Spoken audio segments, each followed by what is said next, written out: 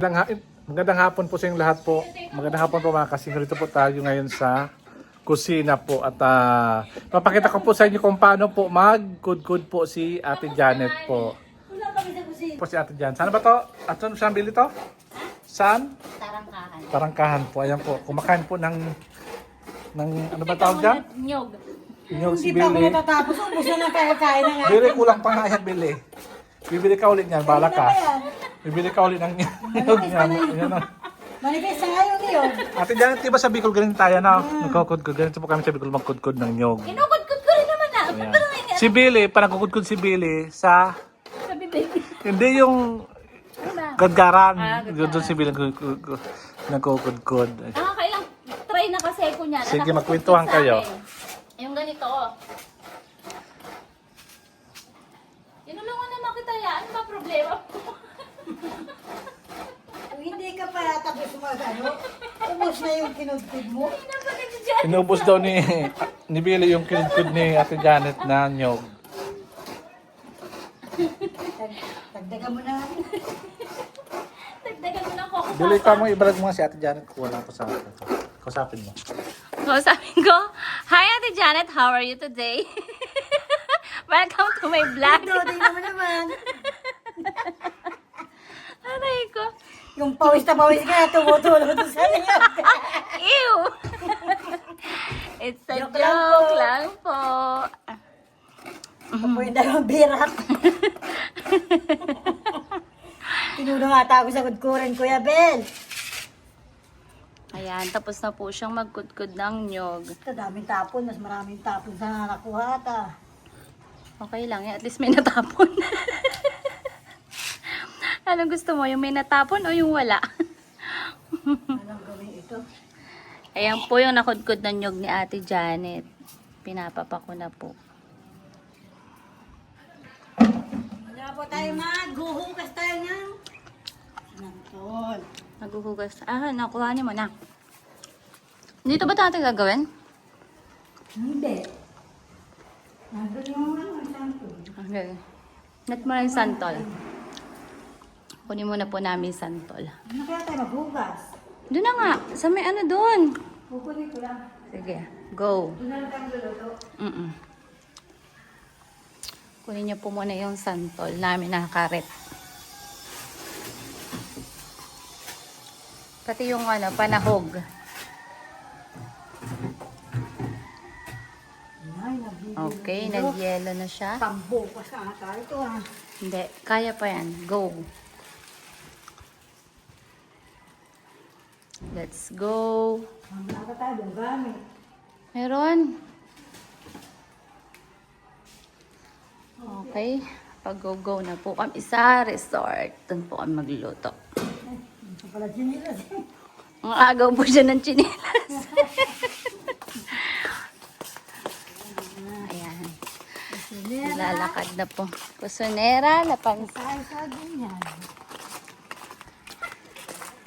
Ayan po si Ate Janet. Naglalakad. Dala ang mga lulutuin po namin. Habang ako'y nakatutok sa kanyang likuran. Ate Janet, bakit ba lakad ka ng lakad? Saan ka ba pupunta? Sabi, magluluto tayo doon. Hey, Ate Janet, kamusta? Gimmick mo kahapon. Hindi ka man lang nansama. Ako'y magkakasakit. Ako maghapon ba naman hanggang gabi nakaupo? At least nakaupo ka. Ako maghapon nagwawalis. Anong gusto mo? Nabusog ka, busog ka. Tapos di sana natulog. Eh, bakit? Hilo-hilo. Ayun, dapat uminom ka ng gamot para sa nahihilo. Ayan na po. Nakakapi ako ng Manila. Ayun, nakarating po si Ate Janet sa Manila kahapon. Sa Manila ba? Sa Manila Bay ka lang din. Ay, grabe. Kumanta tayo dito naman. Wala dyan. Hindi ba ito? Hindi yan. Andun sa loob. Oh my gosh. Ay, sa loob nga ni. May salam ba tayo doon? Ay, andun yung salaan nila. Hindi mo dinala. Andun yung salaan niya eh. Yung nakita nakataob doon. Ayan po. Alam mo, nung noon lang ako nakakain sa KFC. Wow!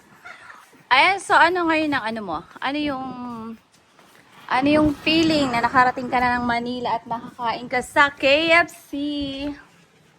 Masaya. Naranasan kong makarating ulit ng Manila. Manila girl. Ano ga hinahanap mo? Ano nga, paghuhugasan ba natin ng santol? Ayan, kuha ka dyan. Meron dyan. Wala naman dito planggana. Parang may strainer dyan na ano ah. Gihanap ko lang. Ba ito? Takip ata yan eh. Hindi yung planggana. Asa planggana nating itim? Ay, Ala. Wala na po yung aming gamit. pwede ko tagin mo. Lalagyan ko lang santol. Okay. Asan yung kwa? Eto na po. Alin? Maghuhugas. Kunin ko muna yung ano. Sabi niya sa akin. Ano Billy, magaling ba? Magaling ba siya umakting? Tinatanong ko nga, sabi niya kasi, Oh. doon lang daw siya Nakano? nakapasok sa KFC. So, Oh. ano makakapili? Nagkaya, sabi niya, Nagsisigaw yan dun sa elevator eh. ay grabe siya, ano ka parang, Sabi dong maganda si Billy sa elevator daw eh. Natatakot yun. natatakot daw siya. Oo. Kaso nga lang daw, pagdating daw dito sa bahay, nagkakandasukan naman daw siya. Yung, ang dami niya, Alexo ka ba? Pag-uwi? sabi niya, Madami ka. May baon pa yan ha? May baon pa yan. Kaya siya. sayang niya yung kinain niya. Sinuka lang din niya. Ayan. Ate Janet, paano ba sinadyan? Ito ate, binabad po to sa asin. Sa asin po yan, binabad po yan. Kaya di po siya nangitim. Yan po ang sekreto po ng paggulay po ng santol. Kailangan po ibabad po siya sa asin. Santol para hindi siya mangitim. At lagay yun lang po sa freezer. Ayan po. Para hindi mag-asim. Kasi pag may asim daw, Janet, after 3 months, 1 month lang. nag-1 month ba? ito oo, nag 1 month na yan bago natin 1 month po, binuro namin muna yan sa freezer. Ayan. Kaya yan po yung, ang luto natin ay burong santol. Ayan po. So matitikman natin mamaya ang luto ni Ate Janet po. Ayan. Kinuha nyo na yung labahita. Ate Janet, yung labahita dyan, ugasan mo Ate Janet yan kasi napaka-asit. Ibabad muna ng labahita Ate Janet kasi napaka-alat ng labahita na yan. Kaya huwag ka na dyan mag-aasin. At siguradong Alin? Linisan mo Ate Janet yan, hugasan. Pinapala ko. Ay, wag na muna. Meron ata dyan ibang malinis na pwedeng gamitin. Nandun kayo sa bahay lahat. Nandiyan nyo lahat dun sa bahay eh. Yung magamit dito. Kukunin pa niya yung sarang. Ayan. Ate Janet, pakita mo. Ano ba itong gagamitin natin na mga ingredients Ate Janet? Ano ba? Pakita mo sa kanila. Yung mga Ikumpleto pa. ayan, ano yan? Sibuyas, bawang, Hindi ko like green. sili. Walang green Ate Janet. Mahal yung green. Yan lang lagyan natin pula. Kuhaan mo lang yan. Hati-hatiin mo na lang para mas masarap, mas maanghang. Ayan. Ito ang yung liguro talaga. Hindi ka ba kumakain ng maanghang? Masarap ang maanghang na ito, di ba? Ilang beses mo siya pinagaan? Ay, kailangan hanggat hindi natatanggal yung asim niya. Ganun ba yun? Wala pang salano. Ang pinakahuling paghugas nito may tubig na mainit. Yung mait pala. So, ang pag-ugas, mainit sa tubig. Meron Yun. na doon, may mainit. Nag-init ka ng tubig. Meron doon. Ayan. Ako Ate Janet, kaunti lang bigay mo sa akin. Hati lang kayo ni Billy.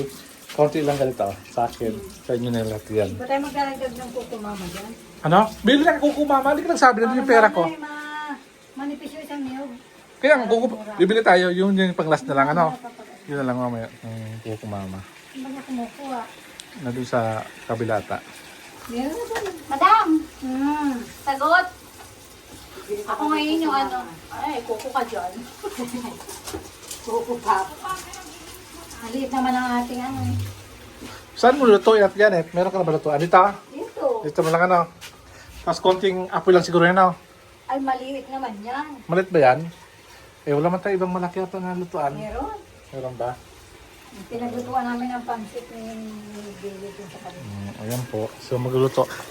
Kakasin ko. Hintayin po natin si Ate Janet makapagluto po ng sinantulan. Tawag ito sinantulan. Ng gulay na santol sa Bicol po. Ito ang tawag po dito sa Nueva Ecija. Sinantulan ang tawag po ng gulay na santol. Sabangan po natin ang pagluto maya-maya at kasi inaayos pa yung mga ingredients po. Nakita niyo po yung ingredients, yung sibuyas, bawang, paminta, sili. Yun po ang masarap. Tapos yung pangsahog natin na labahita na tinatawag na parang daing po. Ayun po. So, ang gagawin namin sa daing kasi maalat po yun, ibabad muna ni Ate Janet yung daing.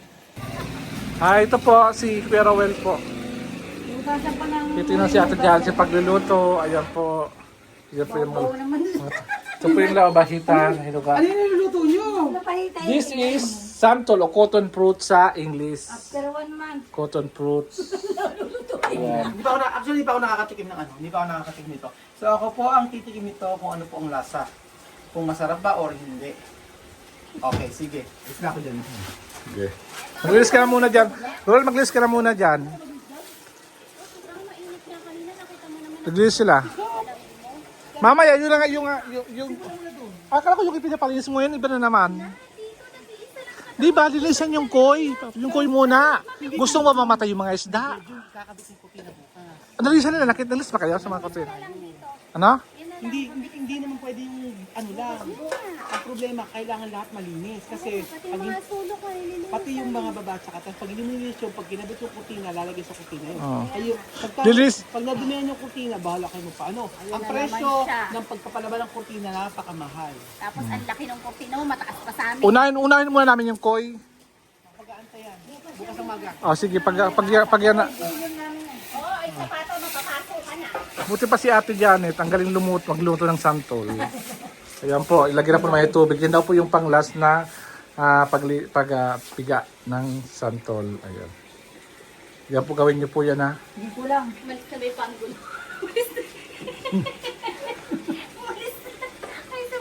Ayan na. Hanap ko. Wala siyang nakikita. Papainit na po. Ayan po. Ayan.